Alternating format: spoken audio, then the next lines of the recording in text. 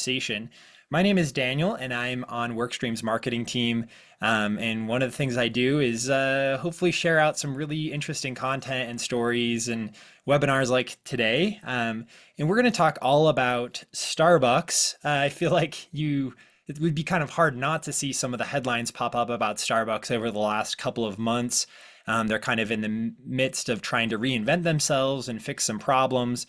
And I invited Jeff here to come and talk a little bit more about that because it's not just, kind of the business strategy around what they're doing. There's a lot that can be learned for any operators, any franchisees, any managers. There's just a lot to learn. And that was the whole idea is let's bring in an expert like Jeff and talk about what are some of the things that all of us can take away from what Starbucks is attempting to do right now. So welcome, Jeff. Hey, thank you, Daniel. I always enjoy our conversations. I'm especially interested in talking about this one. I've been in the food and beverage business now for well over 30 years, including some time running a company called Vitalogent, which was a Jamba franchisee. But I also did spend a few years at Starbucks in field operations, and so this is a particular interest to me. So I close to the coffee business, and I continue to follow it really closely, and I'm fascinated by what's happening there right now. Yeah, yeah, absolutely. I'll say that, our conversation, I don't think it will take a full hour. And Jeff has agreed to tackle any of your questions. So specifically in terms of, related to hourly workers, customer service, like some of those things, I don't think we're going to get too much into kind of like there's a lot of other topics related to this, but we're kind of trying to keep it focused on what we can all learn and hopefully incorporate into everyone's day-to-day operations and whatnot. So anyway, as questions come to mind, feel free to drop those into the Q&A box and we'll take a look. If you have any other comments or anything along the way, feel free to drop those in the chat. So we definitely want this to be, it's not a rigid presentation, it's more of a conversation and learning what we can from Jeff and the experience that he mentioned. So like I said, we're gonna try to make this actionable. We're going to talk a little bit and kind of set the stage around what is this back to Starbucks campaign strategy all about, and what kind of led to that. And once we kind of set the stage, get enough context that everyone's on the same page, that's when we're going to jump in to. We have three main takeaways, I think, that should be applicable to everyone here. So we're excited to get to those and hopefully make those as helpful as we can. Jeff, to kick things off, can you share kind of, what were the main challenges that Starbucks was facing that led to kind of this turnaround strategy?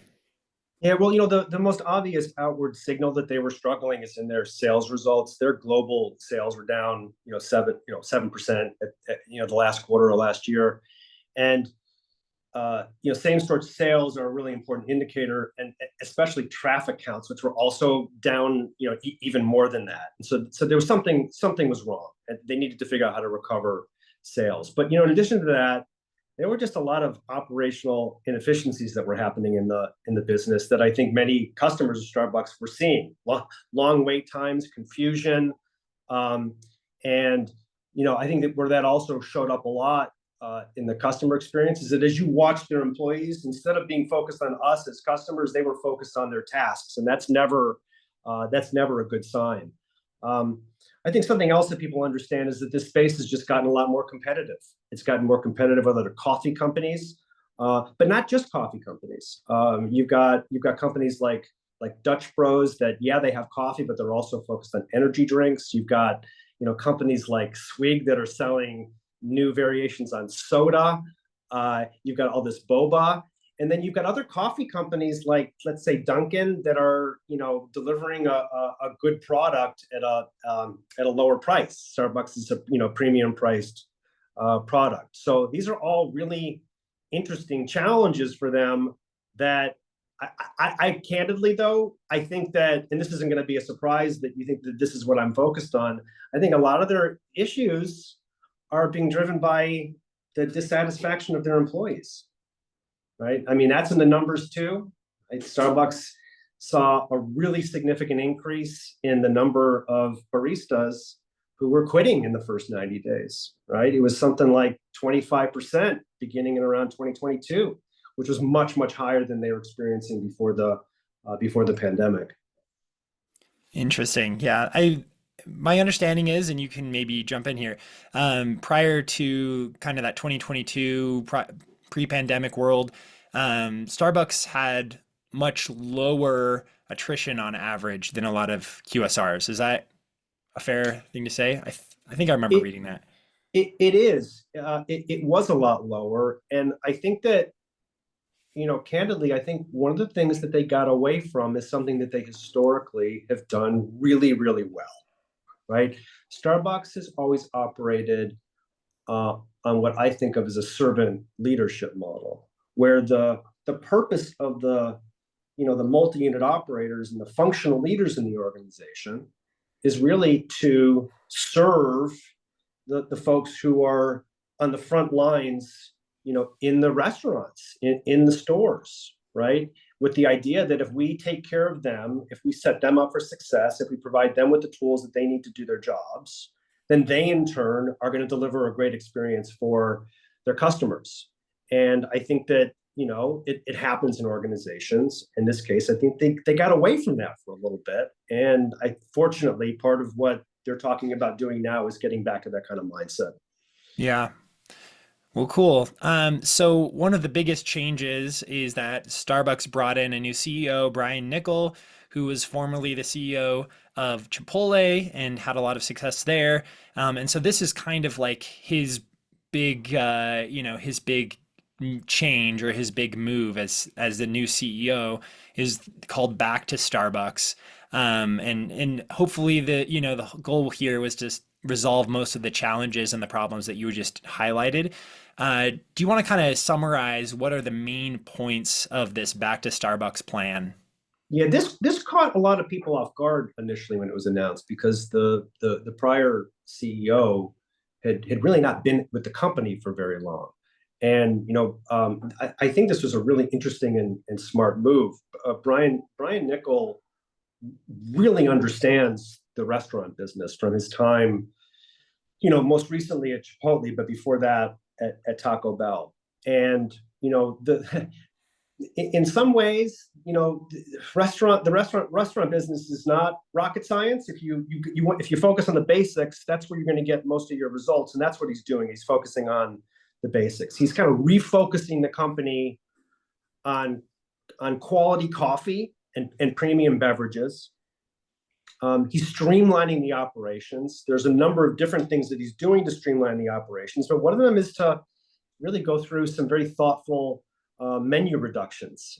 They're talking about as much as 30% of that menu disappearing by the end of the year in order to make things kind of simpler and easier for the baristas to operate. He's also, you're gonna hear about this doubling of marketing spend, and we all, I think, saw one of the advertisements at the Super Bowl, which is something we've never seen before from Starbucks.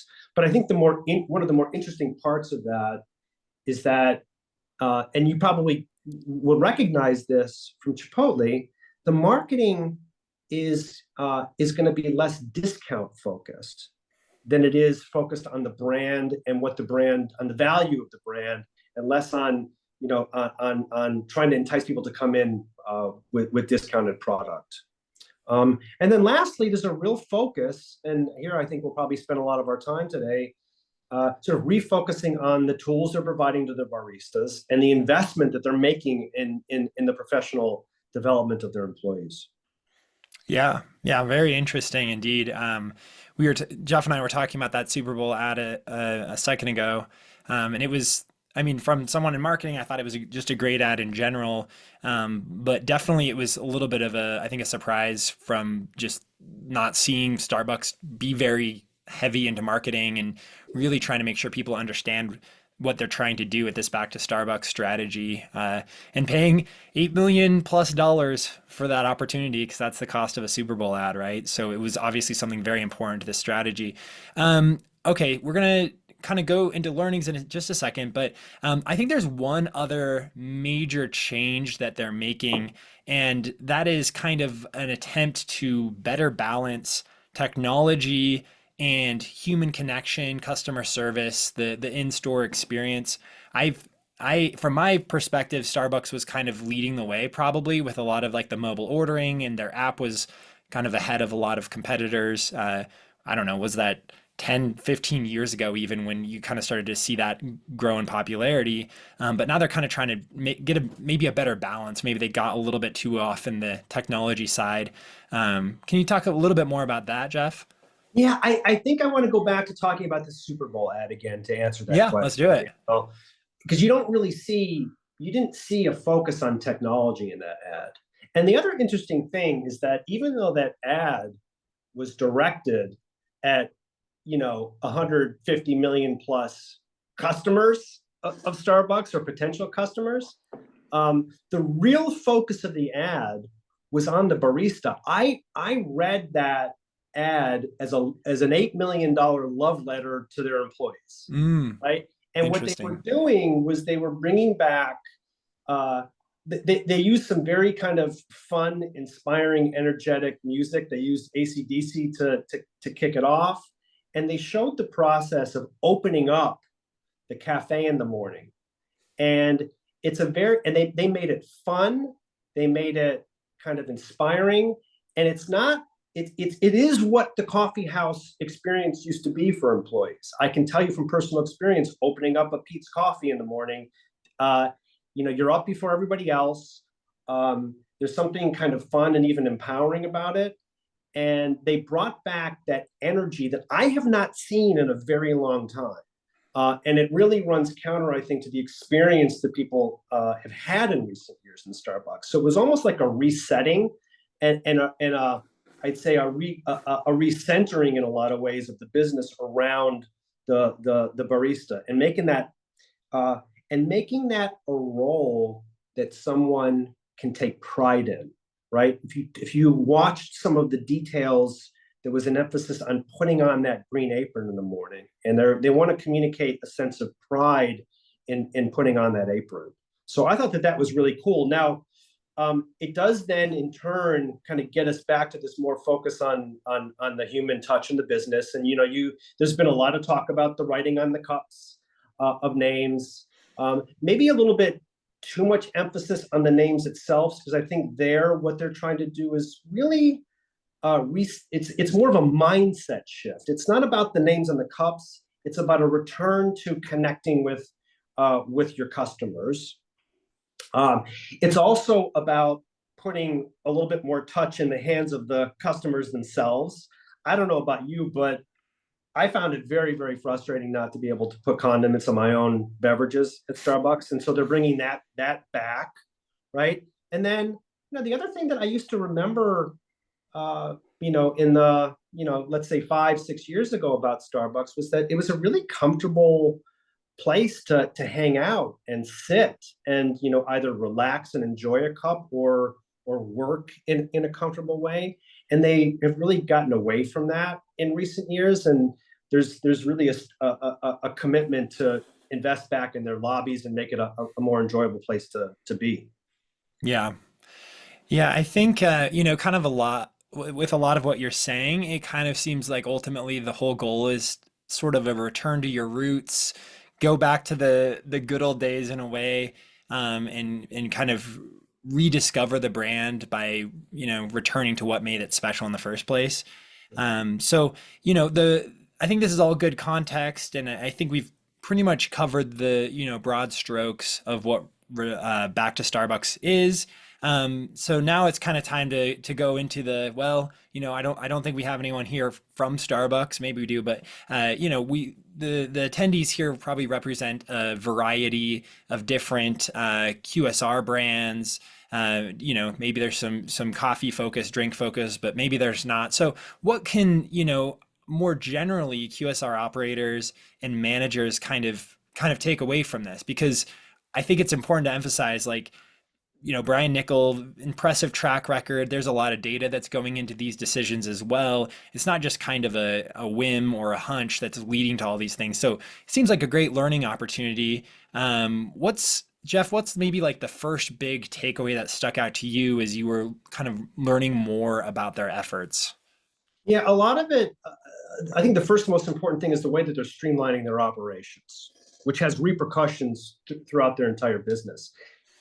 There are some technology changes that they're making that I want to touch on, but even before you get to the technology part, there are a couple of really key things that that are actually quite simple that can make a really significant difference. So we talked about this 30% reduction in menu items. When you remove menu items, you can remove ingredients. You can eliminate certain smallwares. In some cases, you can eliminate certain pieces of equipment. And what that enables you to do is it enables you to move things that you might have to do while you're producing a food item or a beverage, and you can move that stuff to prep, right? So they have a system, and again, I'm not at Starbucks today, so I don't want to go into too much detail here, but they have a siren system where through the combination of removing items and then introducing simple pieces of equipment that move production from making the product to preparing for the product, it makes the whole process much more efficient. When you make it more efficient, you make it much easier for your employees to make things and make them faster. You reduce the number of not only steps they take in producing a beverage, but literally the number of steps they have to take around Mhm. their workspace. And it enables them to focus less on the tasks and focus more on the customer, and then deliver that beverage to the customer faster. And none of that is even technology related, right? But they are making a really important technology change, which is in their mobile ordering. It's a little bit puzzling, and there are probably good reasons why they haven't done it previously.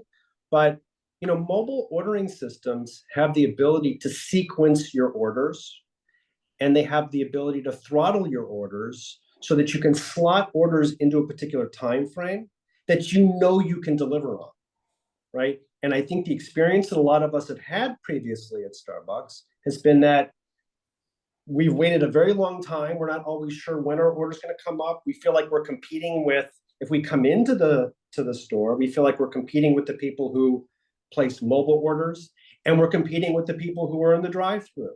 So I think a really important thing that they're investing in now, using technology, is sequencing of those orders to reduce the wait time and also reduce the confusion. And it's confusion not only for us as customers, but also confusion for the employees. And maybe one last thought about that, Daniel, is that I think that this has potentially a very direct effect on the experience for those employees, right? Nobody comes to work every day wanting friction, wanting to focus on people's frustration.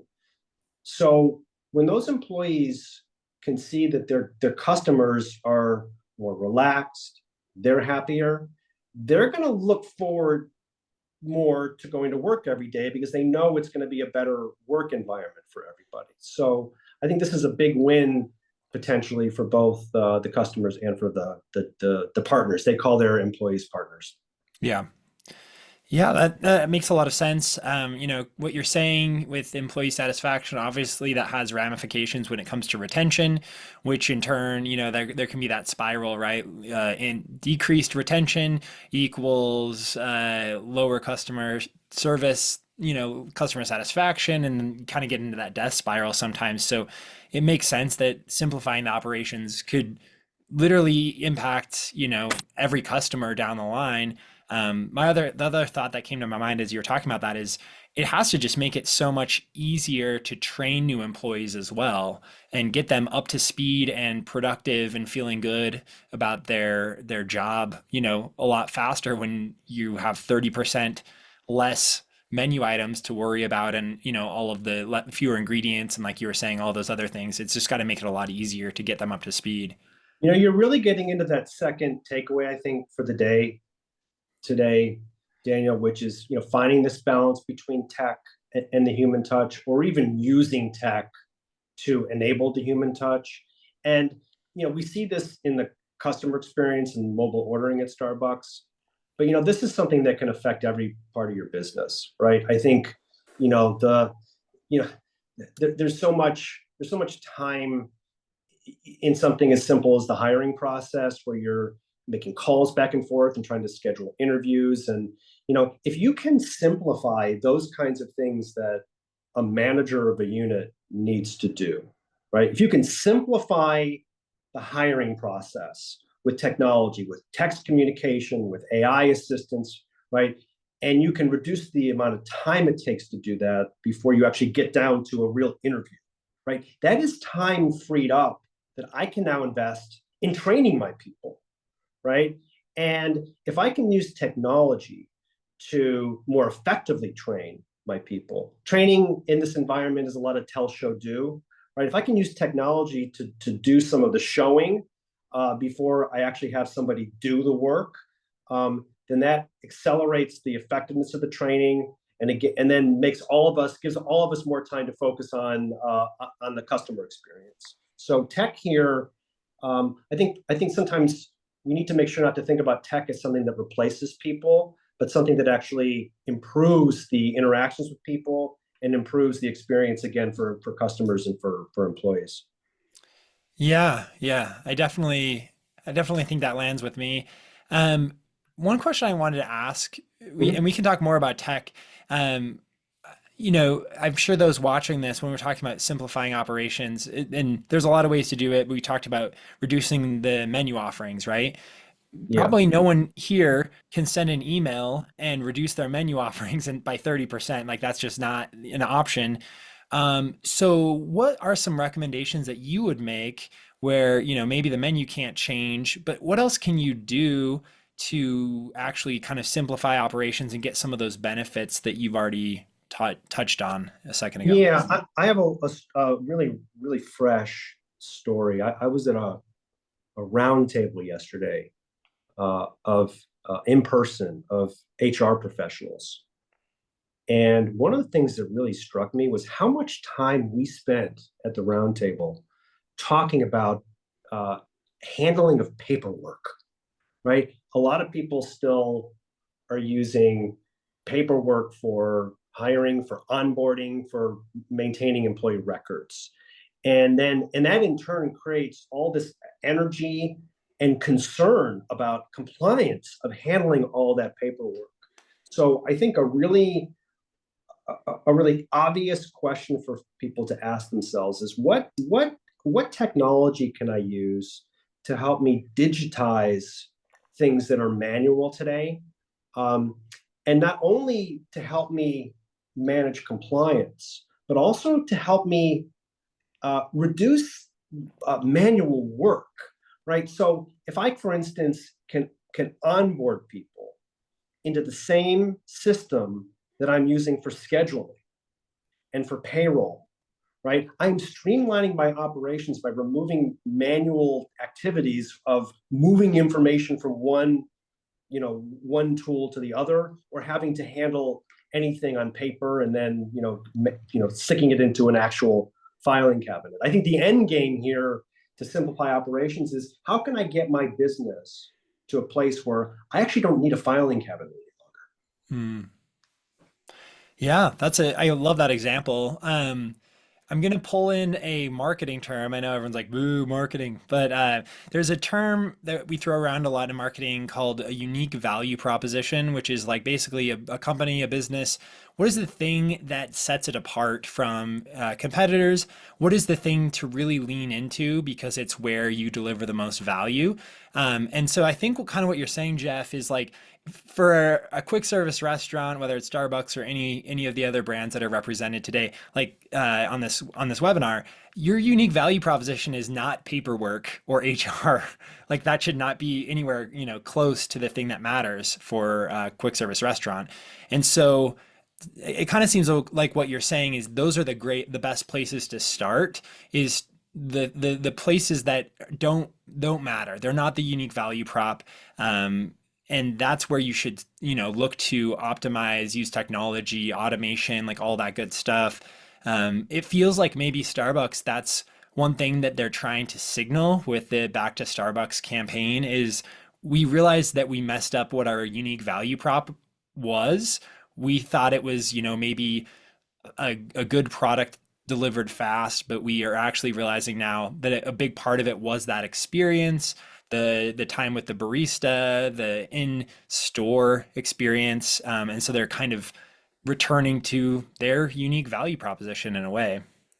I love it. I think I should be interviewing you here. This is good. This is good. So let's build on that a little bit. I think you're right. I mean, what they're doing is they're improving their employee value proposition, right? They're also improving their customer value proposition, right? They've gotten by in recent years through price increases.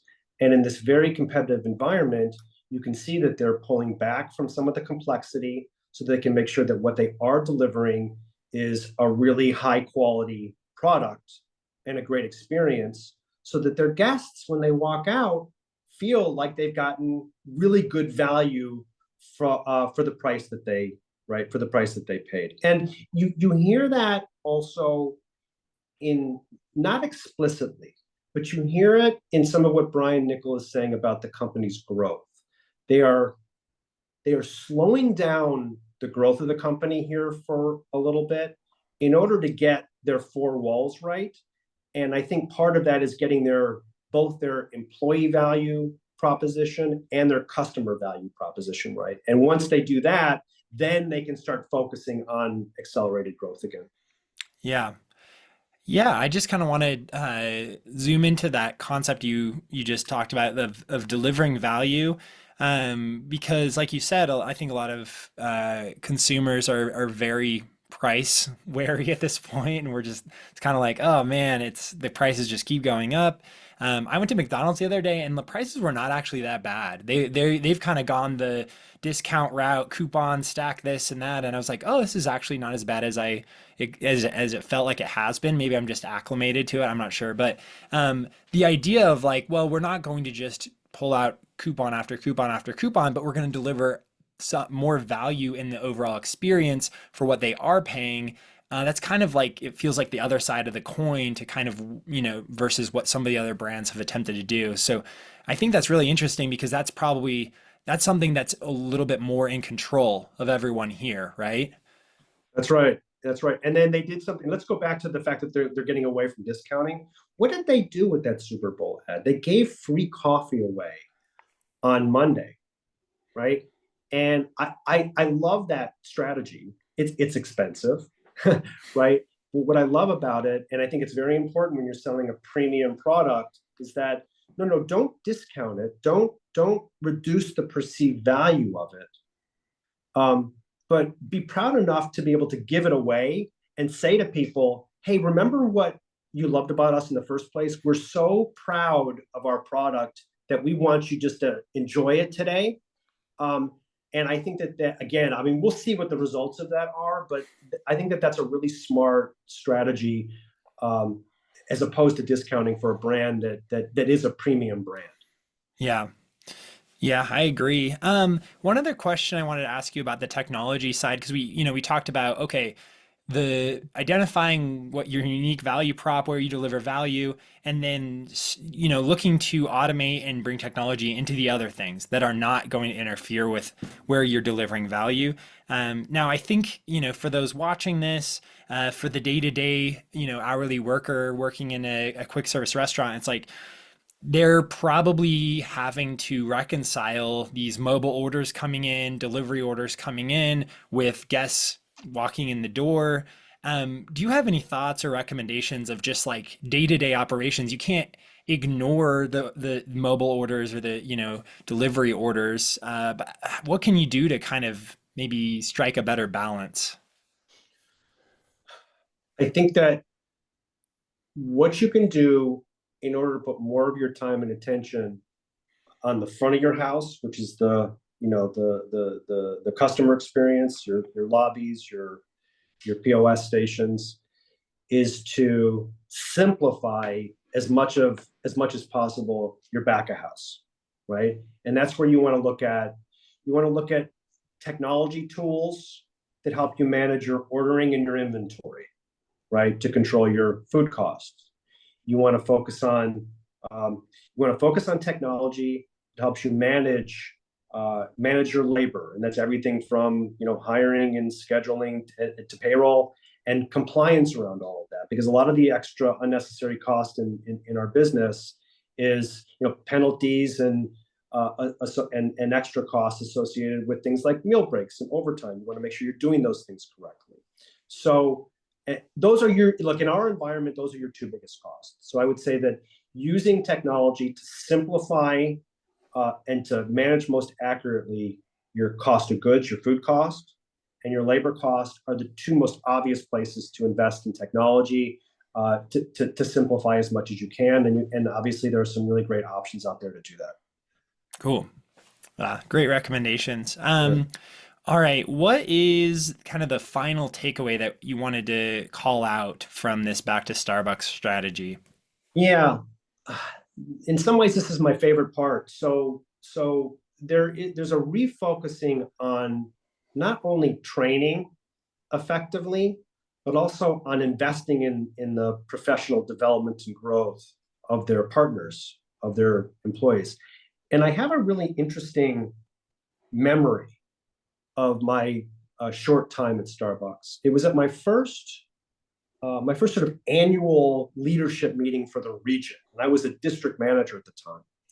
I think you can tell a lot about a company by what they reward. And what stood out to me is that I watched someone be rewarded.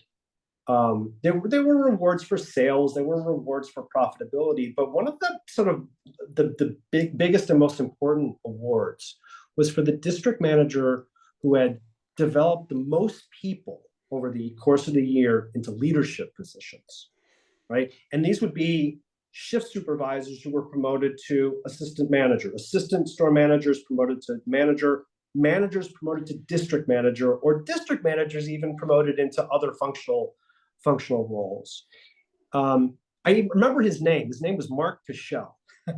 And Mark Pichel that year had promoted 18, had sort of developed 18 people into management roles in his district. And that to me was the signal that, oh, this is important. And I want to be up on that stage being recognized for that next year. I think that Starbucks is getting back into that mindset of that being what's important, right? Because you invest in your employees, they will not only perform better, but you will retain them, and they will be the next generation of talent in your organization. I used my experience at Starbucks as a guide for how I viewed team member training and development at my company, Vitaligent. And what that enabled us to do is that 90% or more of the field leaders in our organization were folks who we developed internally, right? It's great for them, and guess what? It also has the benefit for us that we spend less time on bringing new people in and training them, and more time developing the people who we already have and who are sort of growing and who ultimately become the top performers in the organization. Yeah, I really love that example. Because like you said, that's usually not something that is getting recognized at that level. It's kind of maybe just happening in the background as far as people getting promoted and moving up and really investing, turning a job into a career. Like those are huge wins. And like you said, that does have a really big impact on the strength of, a company and the customer service down the line. Like that is an interesting indicator for kind of the health of a restaurant, I guess. So I really like that example. Cool. Well, we have a little bit of time for some questions. I have one question already for you, Jeff, but I'll just, kind of one final reminder. If you've been meaning to send off one other question for Jeff, now's the time to do it. I'll be watching those. And I did get one question that came in about getting a recording of today's conversation, and we will send that out. You should have that. It's Thursday. I'll say no later than Monday. Might not get it in before the weekend, but we'll definitely get a recording out so that you can rewatch a part of this or share it with a colleague or whatnot. So keep an eye on your email inbox for that. And let's see. Got one comment that just from Megan that just says, "Thanks so much for your experience, Jeff." So glad people are enjoying it. The one question that I did want to send your way is, do you think that all these efforts are going to pay off based on your experience? Yeah, this is a heavy lift, right? They Starbucks got away from, I think, what made them great. Um, but and I think that the CEO who preceded Brian Niccol, very very strong leader, very deep and experience with a lot of success in the CPG business. But there was a red flag, I think, when he came to Starbucks. I'll sort of start here to answer your question. And the red flag was that, they had him spend 6 months working in the stores, right, as a way to sort of learn the business. And Brian Niccol comes in with a real advantage. He already understands restaurant operations, right? And I think that if your leader needs 6 months to really understand some of those basics, you're starting at a deficit. Well, look, he's coming in with very deep experience. He knows what makes a difference. And it's not one thing. It's a lot of things, but they're basic things. It's operations, it's menu innovation, right? It's the guest experience. It's getting your marketing right. And I think that when you're starting with a brand as strong as Starbucks is, that if you refocus on those things, there's a very, very high likelihood of success. What I would say, and this is more from an investor perspective than from an operations perspective, Starbucks is going to be fine, right?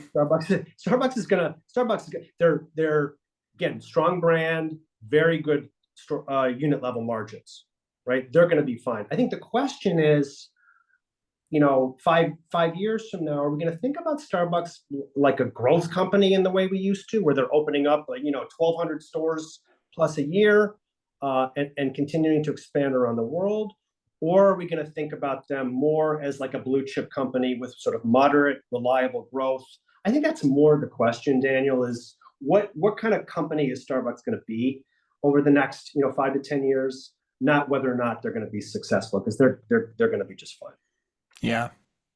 Interesting. Well, I think that take sounds good to me, and I think we'll all be kind of watching now. Every time one of us drives up to a Starbucks to get a coffee, maybe we'll think about it a little bit more of what the future will look like. But cool. Well, Jeff, thank you so much once again. I personally have learned a lot and really enjoyed this conversation. It sounds like all those that are on here have as well. So thanks so much for sharing your knowledge and your expertise with us today. You got it, Daniel. Let's do it again.